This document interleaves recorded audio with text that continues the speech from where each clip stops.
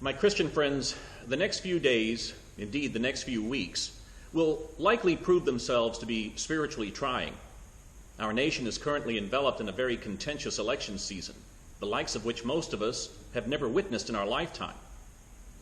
Of course, the good news is that this contentiousness is a sign that we are heavily invested in the common good and the general welfare of our fellow Americans.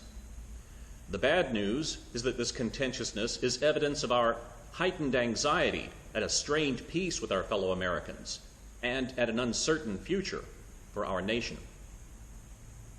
On top of this election anxiety is the reality that in the next few weeks we are likely to see an increase in this year's third leading cause of death in our nation, the COVID-19 pandemic. Faced with both pandemic fatigue and election anxiety, it is easy to see that our faith in God and in God's people is being put to the test. It seems that Christ's commandment to love God and to love our neighbors is being marginalized, even forgotten, by our exhaustion at ecclesiastical distancing and by our partisan distrust of one another. But I beseech you, my Christian friends, do not forget your faith, do not abandon your love for one another, and do not diminish the place of Christ in your life. As the days pass after the election without the election results being known, do not be fretful or discouraged.